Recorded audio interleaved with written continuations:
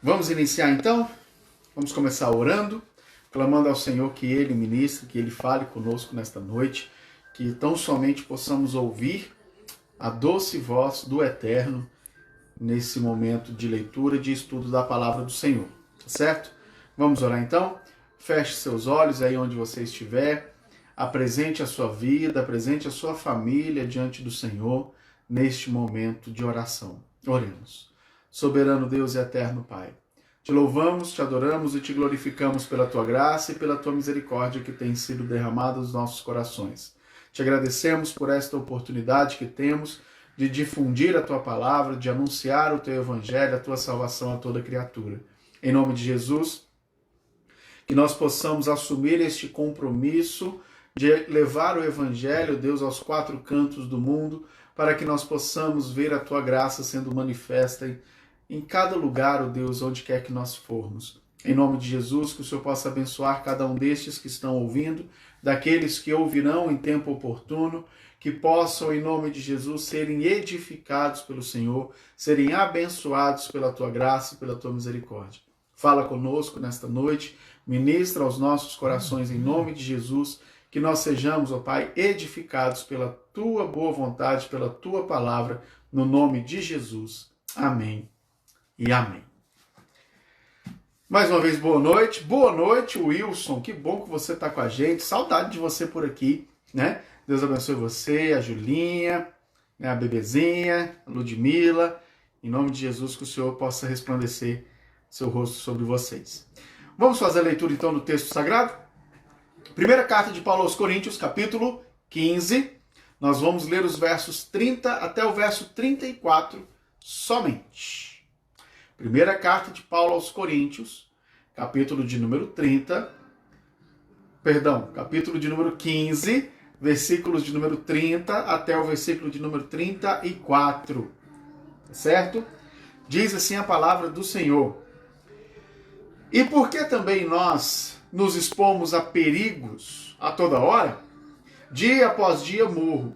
Eu protesto, irmãos, pela glória que tenho em vós outros em Cristo Jesus, nosso Senhor.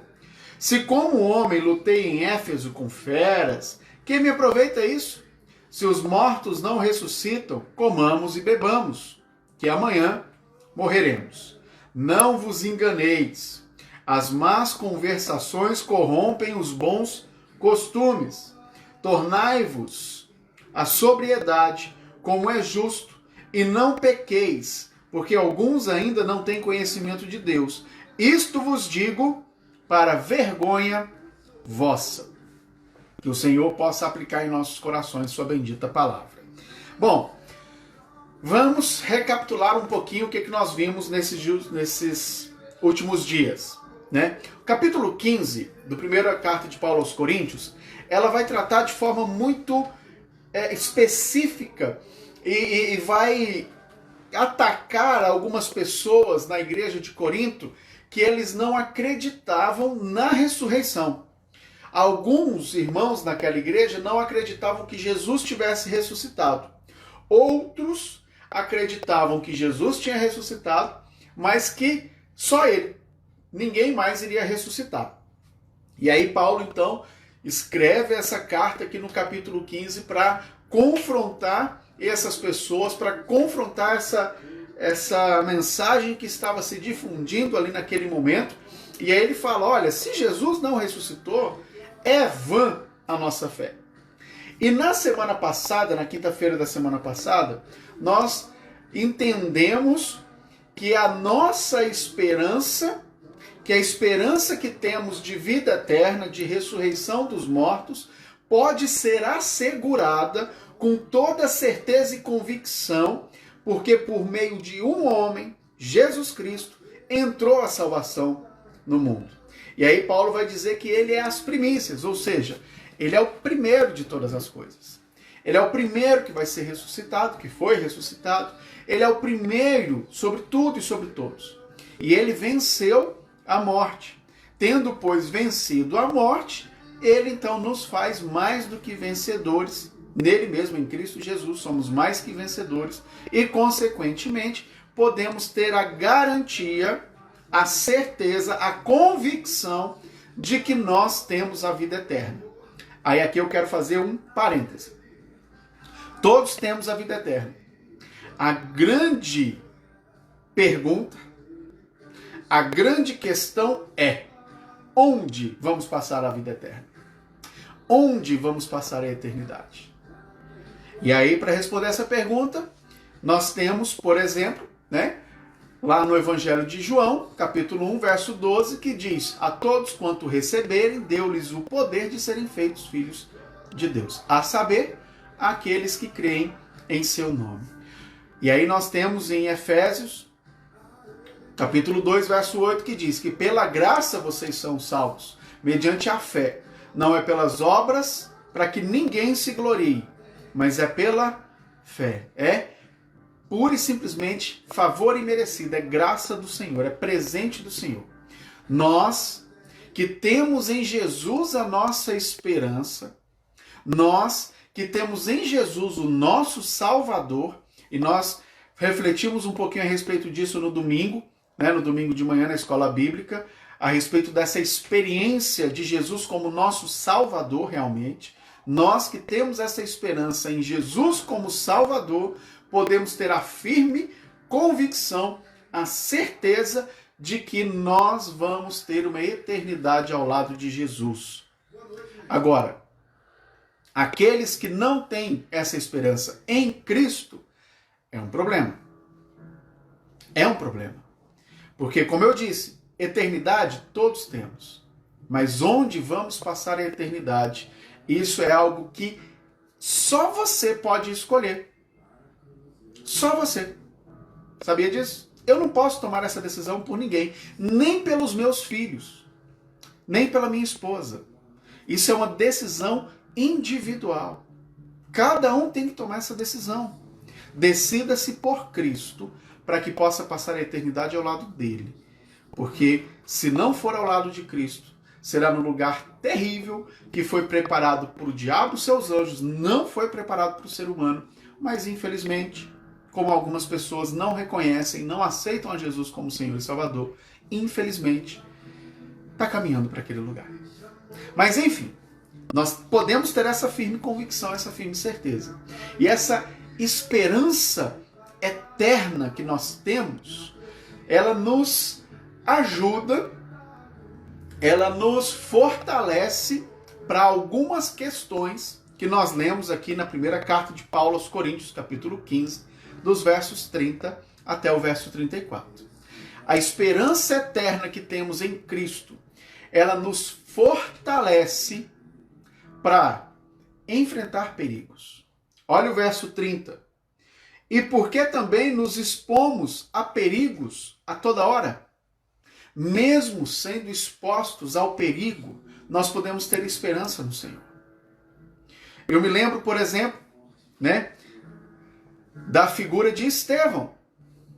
Estevão, ele estava pregando o evangelho, ele estava anunciando a Jesus como Salvador, ele estava evangelizando as pessoas, e algumas pessoas ali da sinagoga não queriam ouvir o que ele tinha para dizer, não queriam aceitar o que ele tinha para compartilhar, e o que fizeram?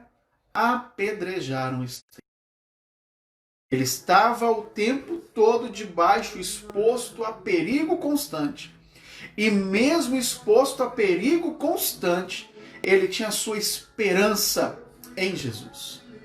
Fato é que, por ele ter a esperança em Jesus, no momento em que estava sendo apedrejado, ele então pôde orar e falar: Senhor, perdoa-lhes. Perdoou os seus algozes, os seus carrascos, os seus agressores. Ele perdoou naquele momento, pela graça do Senhor. Podemos sim enfrentar. E como o salmista diz no Salmo 23, ainda que eu ande pelo vale da sombra e da morte, não temerei mal algum, porque a sua vara e o seu cajado me consolam. Ainda que você esteja passando por dificuldades, ainda que esteja andando num vale de morte, de repente chamado Covid, ou alguma outra doença, que você possa estar enfrentando neste momento, ainda que esteja passando pelo vale do desemprego, esteja passando pelo vale das dificuldades familiares, ainda que esteja passando por qualquer tipo de... Não temerei mal algum, porque o Senhor é conosco. Temos essa esperança eterna no Senhor, de que Ele está conosco, Ele nos sustenta, Ele nos encoraja, Ele nos fortalece para passar por esses dias maus. E sabe o que eu acho bacana? Passa. Passa. Tudo isso passa. Covid vai passar. Vai passar. Desemprego vai passar. Dificuldade familiar vai passar. Mas o único que é eterno é Deus. É Deus. Então deposite a sua esperança nele. Deposite a sua esperança naquele que é eterno e naquele que pode fazer a diferença por você. Ele vai enfrentar perigos. Ele nos fortalece. E nós cristãos, nós que temos a nossa confiança no eterno Jesus Cristo, nós que temos a nossa salvação assegurada pelo Senhor, nós não precisamos temer a morte.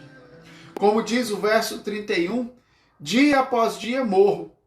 Eu não preciso me preocupar com a morte. Sabe por quê? A morte não é o fim. A morte é o começo de uma nova vida na eternidade ao lado do Senhor. Olha que coisa maravilhosa. Isso que estamos vivendo aqui é passageiro. Qual é a média de expectativa de vida do brasileiro? Na faixa dos 70 a 80 anos de idade. 70 a 80 anos. O que é isso? Diante de milhares e milhares e milhares e milhares de anos que temos pela frente na eternidade. A morte, para aqueles que confiam no Senhor, não é o fim, é o começo. Então deposite a sua esperança nele. Ah, pastor, mas é tão difícil perder alguém, é tão difícil passar por esse vale de morte, de dificuldade. Concordo, já perdi entes queridos. É extremamente difícil. Mas quando nós temos Cristo e quando o ente querido tem a Cristo, é muito mais fácil de passar. Porque nós temos a paz, que excede a todo entendimento. E só Jesus pode nos dar isso. A morte não é o fim. E além disso, a glória humana não nos é suficiente. Olha o que diz o verso de número 32. 32. Se como homem lutei em Éfeso com feras, que me aproveita isso?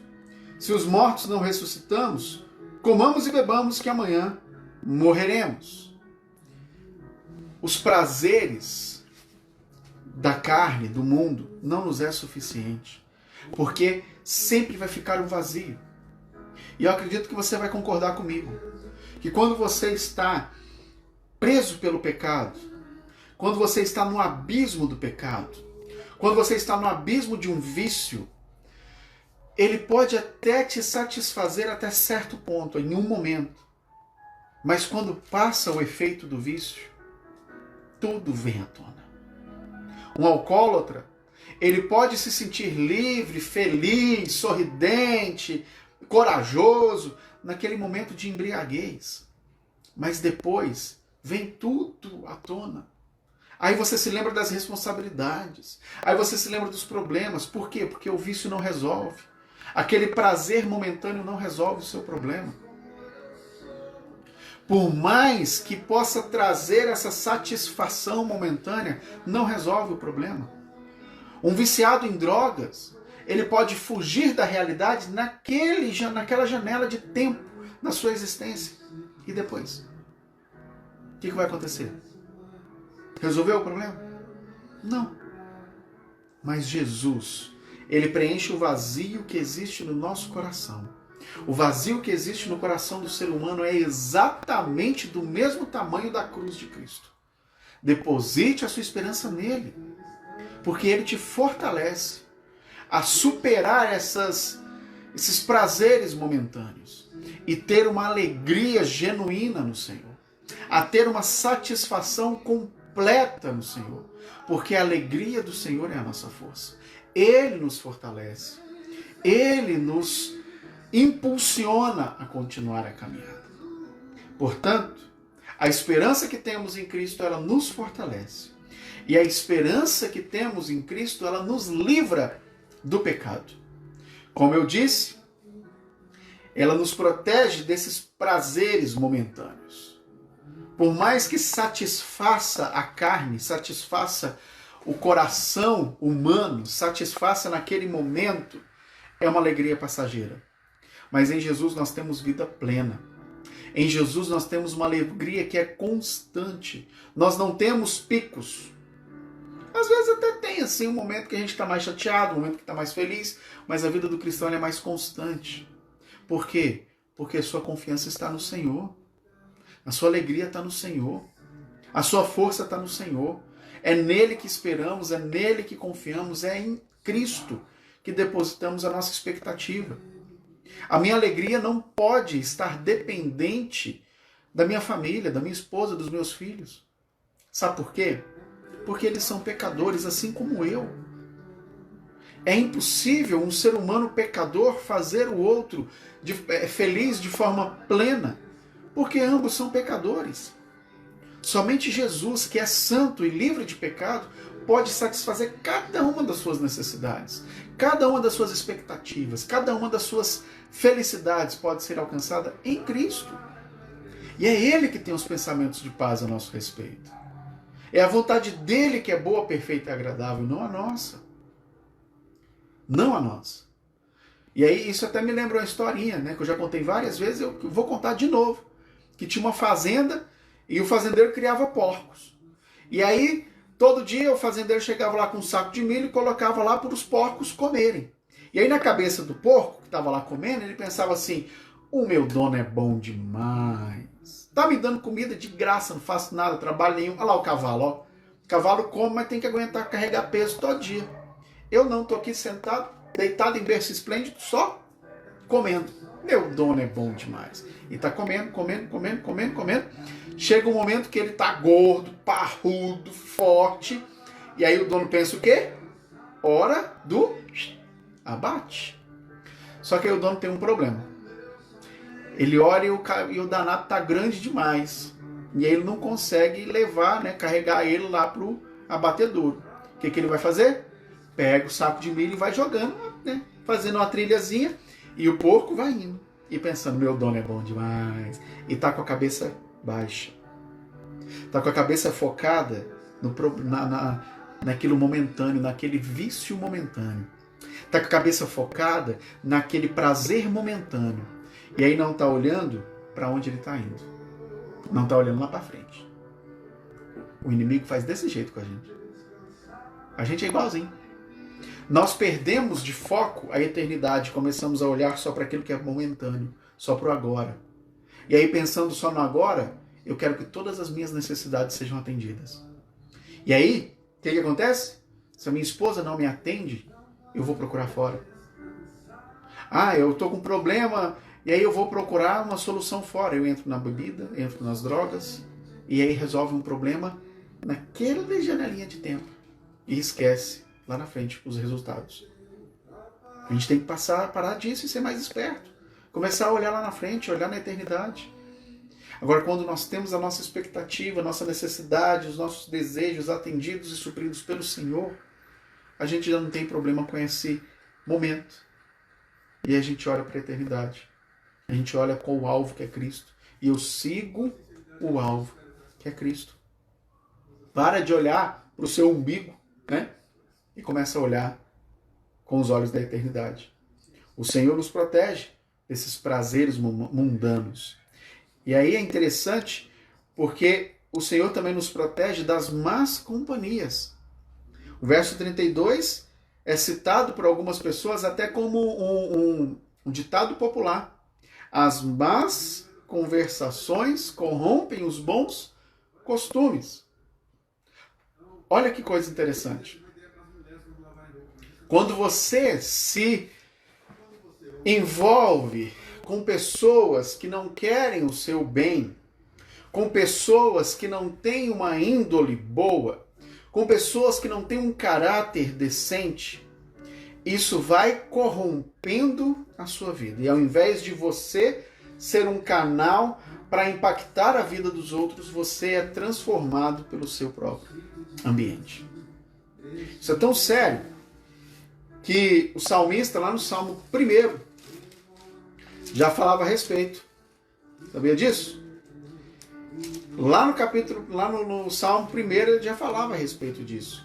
E ele já dizia lá, olha, vocês, presta atenção no que vocês estão fazendo. Olha só o que diz o Salmo 1, eu vou ler aqui para vocês.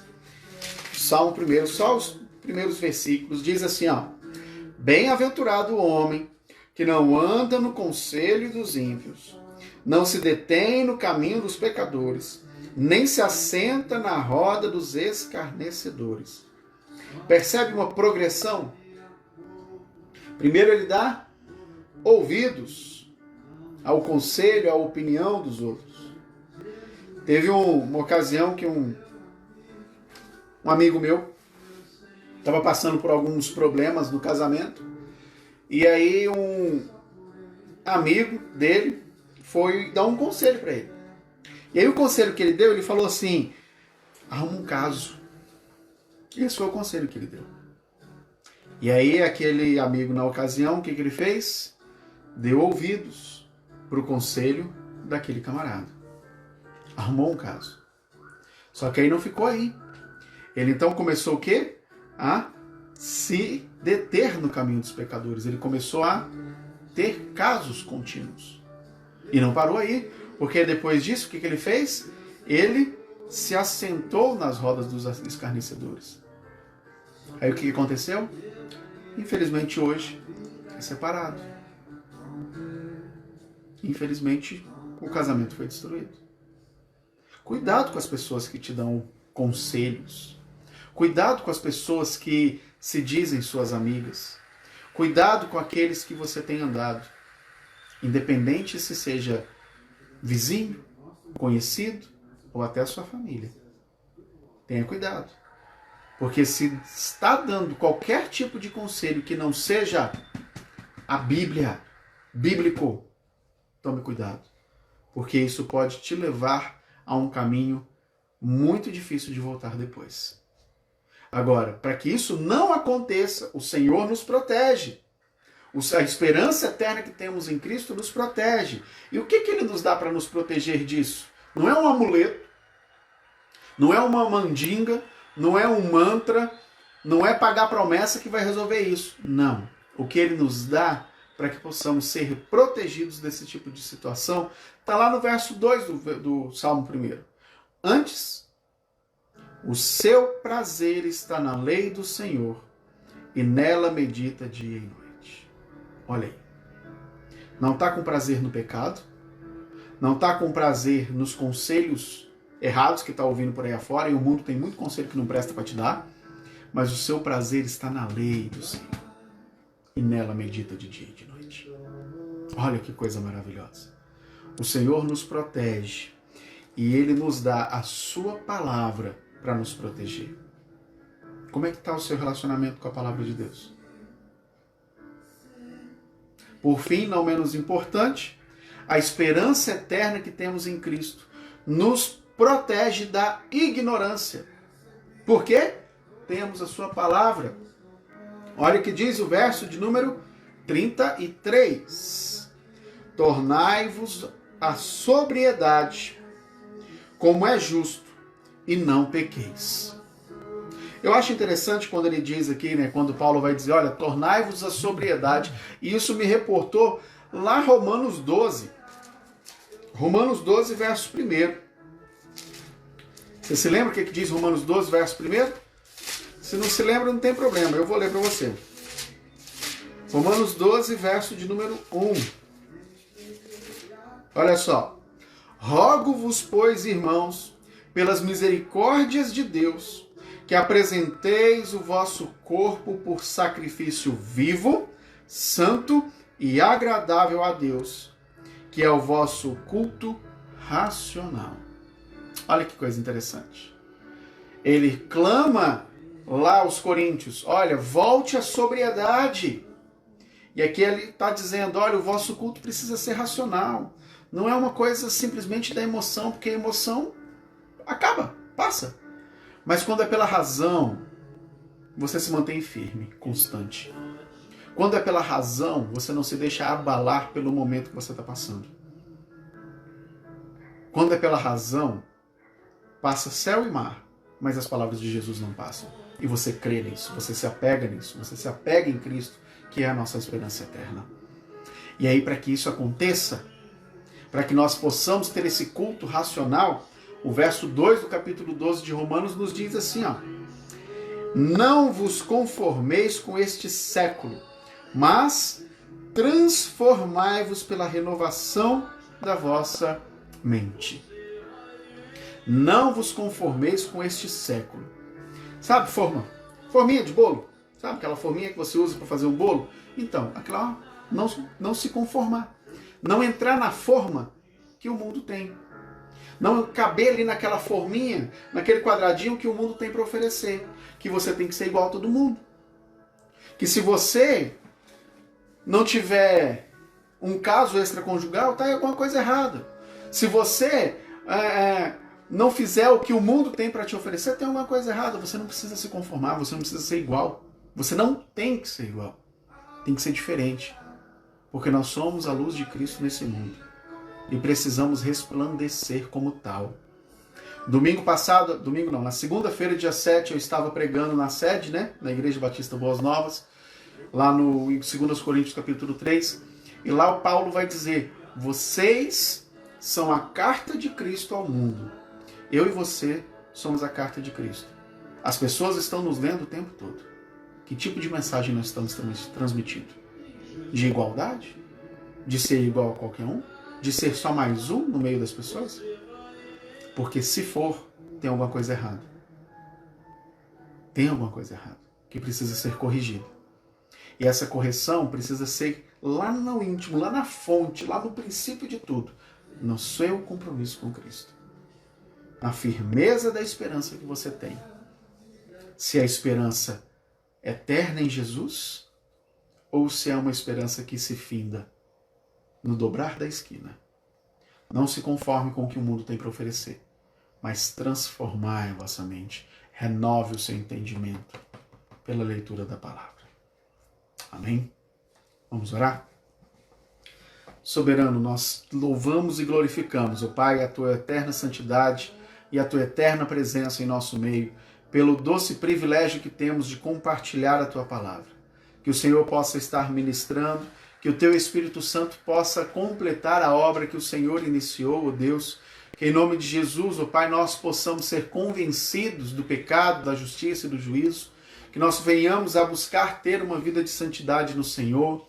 Que em nome de Jesus nós não nos conformemos com o que o mundo tem para oferecer.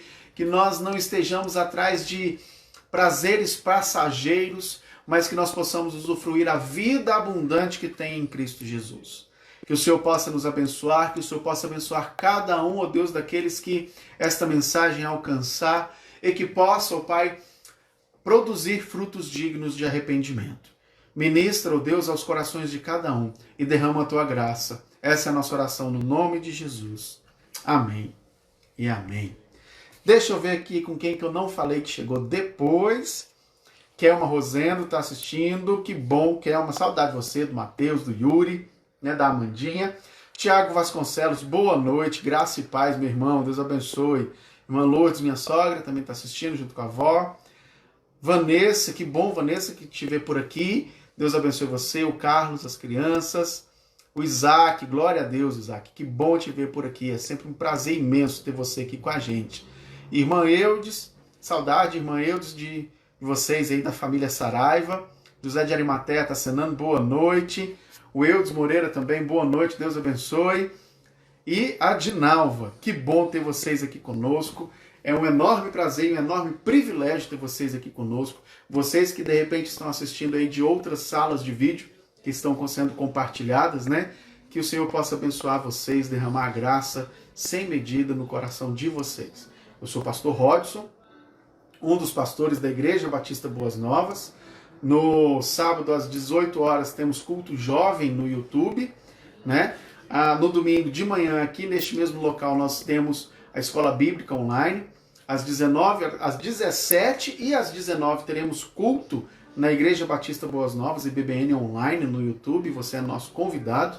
E eu quero também lembrar e convidar você a terça-feira, às 20 horas, na QNR, na IBBN, lá na QNR 2, nós estaremos retornando às nossas atividades presenciais, inicialmente com um momento de oração.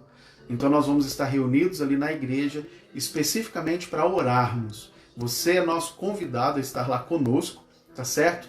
E será um prazer imenso ter você com a gente lá. Se você tiver algum pedido para compartilhar conosco, nos mande aí um recadinho que a gente aproveita este momento para estar orando por vocês também, tá certo? Mais uma vez, muito obrigado. Deus abençoe ricamente a vida de vocês e até o nosso próximo encontro, em nome de Jesus. Uma boa noite, uma boa sexta-feira na presença do Senhor. Deus abençoe.